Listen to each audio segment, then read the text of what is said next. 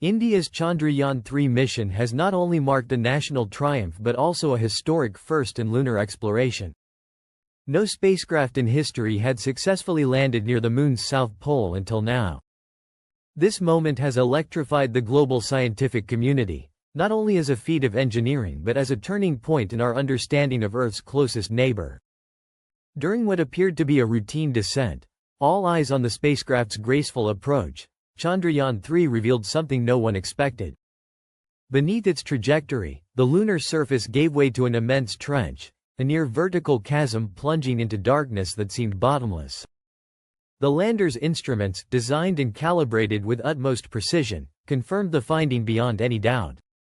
The cameras recorded wall after wall of exposed lunar rock, dropping into an abyss too deep to measure. At the same time, thermal sensors detected something even stranger, an anomalous heat signature rising from within. On a world assumed to be geologically dormant, this reading was astonishing.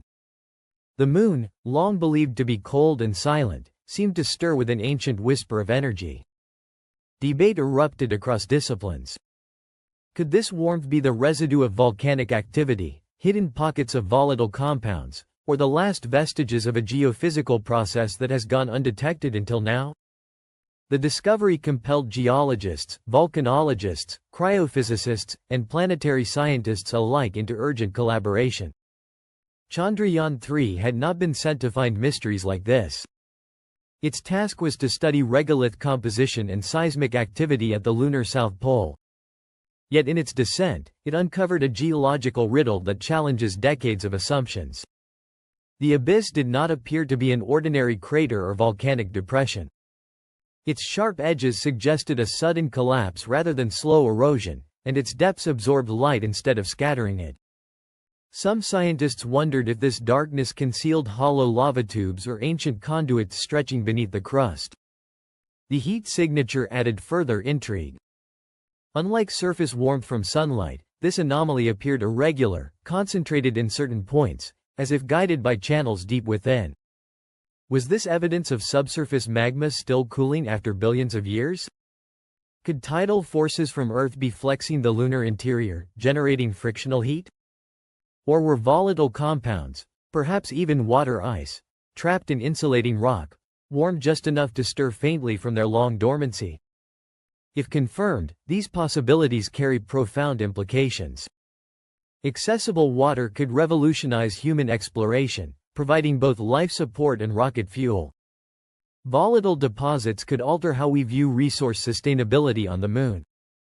Even more fundamentally, the discovery forces a re-evaluation of the Moon's geologic history. Rather than a silent, inactive relic, it may still harbor traces of dynamic processes, still breathing faintly with ancient energy. Orbiters were quickly redirected to capture high-resolution imagery of the region. The trench's walls, now exposed, revealed geological layers that could serve as a direct archive of lunar history. Minerals preserved in these strata might hold isotopic clues about the Moon's origin, whether from a colossal Earth impact, primordial accretion, or a hybrid of both. Spectral analysis even suggested the presence of hydrated minerals, unexpected so far from known ice deposits, raising the possibility of ancient water rock interactions deep below. Meanwhile, engineers began sketching bold ideas for the future. Rovers capable of scaling near vertical inclines, tethered modules designed to descend into darkness, even probes that could detect seismic pulses and thermal gradients in 3 dimensions. Such missions would push the boundaries of what is technically possible in extraterrestrial exploration. The trench also sparked questions far beyond geology. Could undisturbed layers of rock preserve remnants of the Moon's ancient magnetic field? Could they reveal why its protective dynamo faded, a key to understanding magnetic evolution across rocky worlds? Might sheltered voids conceal volatile compounds or even delicate microstructures, chemical traces of processes long extinct, but vital to understanding planetary chemistry and, by extension, habitability? As this revelation spread, the world responded with wonder. For scientists, it was an irresistible challenge. For the public, it was poetry. The pale, familiar Moon suddenly transformed into a realm of mystery. Artists, writers, and dreamers began to imagine the abyss as a gateway to hidden worlds, a place where astronauts might one day descend through rising thermal mists. What once seemed a dead, silent sphere now whispered with the possibility of hidden life in its geology, if not its biology. Diplomatic and strategic conversations also began.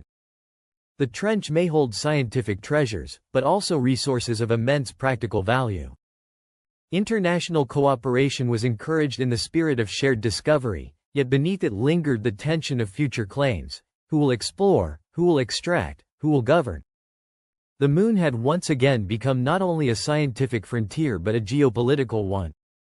Beside the trench, Chandrayaan-3 continues to serve as a sentinel. Its instruments record faint seismic tremors, occasional vibrations through the regolith, subtle reminders that the Moon's story is not finished. Each data packet raises new questions rather than answers. How deep does the abyss go? What fuels the warmth? Are similar features hidden across the lunar surface, waiting for us to find them? Could a future probe descend into its depths, carrying lights that reveal walls alive with secrets? For now, the discovery stands as both a scientific anomaly and a philosophical summons. It teaches us that even the worlds we thought we knew best can astonish us. The Moon, once imagined as cold and barren, has revealed itself as dynamic, layered, and mysterious. Chandrayaan-3 has not just touched down on the lunar surface, it has torn open a doorway into the unknown. Each recorded seismic event was catalogued and compared with temperature readings to determine whether the activity in the trench was tied to subtle thermal changes. From this data, a provocative hypothesis began to emerge. Some geophysicists suggested that the trench might be connected to a deeper fracture system, one that could contain reservoirs of trapped gases. In their view, Earth's tidal forces might periodically compress these underground pockets, releasing bursts of gas upward. If these gases carried latent heat, they could explain both the thermal anomalies and the faint seismic signatures. Such episodic venting, if confirmed, would be a phenomenon never before documented on the Moon, evidence that geodynamic activity may still be unfolding just beneath the surface. The possibility of gas emissions triggered a new line of investigation: mass spectrometry in the trench's immediate environment. Even within the Moon's tenuous exosphere, it might be possible to catch brief spikes in gas concentrations if instruments were sensitive enough. Early modeling pointed toward heavier gases like argon or radon, which could linger slightly longer before dispersing into space. Detecting such emissions would be groundbreaking, marking the first direct evidence of contemporary volatile movement within the lunar crust. As scientists pressed forward, public imagination took off. The image of a vast, heat-emitting chasm on the Moon quickly spread beyond research circles. Artists created striking depictions of astronauts suspended over its darkness, beams of light vanishing into the abyss. Documentarians began capturing the unfolding mystery in real time, rather than waiting for its conclusion. The Moon, already steeped in myth and symbolism, had acquired a new layer of wonder. Even in an age of high-resolution orbital mapping, it was reminding us that raw discovery was still possible. This cultural weight carried philosophical implications. For centuries, humanity's perception of the Moon had swung between two extremes: mystical beacon and lifeless rock. The trench blurred that line again. It demanded rigorous study, yet also stirred instinctive awe and unease. It challenged us to stop treating the Moon as a passive backdrop and instead recognize it as an active, evolving world in our cosmic neighborhood. The impact of this revelation rippled outward. Universities saw surges of interest in planetary sciences, astrobiology, and space geology. Schools wove the trench into lessons as a case study in how exploration evolves. Science communicators seized the chance to make complex concepts, thermal conductivity, regolith mechanics, isotopic analysis, accessible to wide audiences, using the trench as a captivating focal point. Meanwhile, engineers began rethinking the very tools of exploration. Lunar rovers were suddenly reconsidered for deeper ground-penetrating radar, for micro-drones capable of mapping vertical voids, and for robotic arms designed to sample trench walls. These weren't just adaptations for one discovery, They were investments in readiness for the unexpected. The mystery carried another lesson. The Moon is not a finished story. Decades of orbiters and landers have given us knowledge, but they have also hidden how much remains unseen. The trench revealed that active processes may still be shaping the lunar surface in subtle, profound ways. This shifted thinking. The Moon was no longer just a stepping stone to Mars, but a complex world in its own right, deserving of deeper exploration. The find also reignited international interest. Emerging space powers saw in the trench an opportunity to make bold contributions with nimble probes and specialized landers. Established programs weighed the possibility of flagship missions aimed squarely at unlocking its mysteries. In boardrooms and parliaments, the trench began to appear in discussions of priorities and partnerships. In laboratories, simulations multiplied. Researchers tested every scenario. A collapse above an empty lava tube, a sinkhole triggered by volatile rich layers, even an impact that punched unusually deep into the crust. None fit perfectly, which only sharpened curiosity. A hybrid model emerged, a lava tube weakened by micro-impacts and subtle seismic vibrations until its roof gave way. If true, this trench could serve as a living archive of lunar geological evolution, preserved in a single site. As weeks passed, Chandrayaan-3 continued its silent vigil. Instruments logged subtle changes, shifting temperature gradients, faint landslides at the rim, variations in reflected light that hinted at slow material shedding. Each detail was small, yet together they began sketching a portrait of an environment still in motion. The discovery soon altered how missions were planned. Traditionally, landers sought flat, safe terrain. But this trench suggested that the most scientifically valuable places might also be the most unpredictable.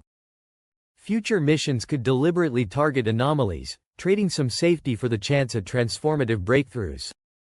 New designs included tethered sensor pods lowered into vertical shafts, robotic climbers that could scale walls with gecko-like grips, and orbital feedback loops to redirect satellites toward areas where landers spotted anomalies. Quantum gravimetry, able to detect tiny variations in gravitational pull, could map the trench's internal structure, revealing voids or denser layers of rock. Comparative analysis with Mars added further intrigue. Features resembling this trench might exist there too, perhaps even serving as sheltered zones for microbial life. The trench also drew cosmic chemists, eager to analyze the exposed strata in its walls. Each layer might preserve evidence of ancient impacts, narrowing the timeline of lunar history and refining the chronology of the entire inner solar system. Its depths, shielded from constant bombardment by solar wind, could hold pristine samples that revealed exactly how space weathering alters rock. Engineering challenges loomed. Instruments would need to withstand temperature extremes between searing light and shadowed cold. Robotic explorers would have to make decisions autonomously in real time, navigating hazards without waiting for Earthbound instruction.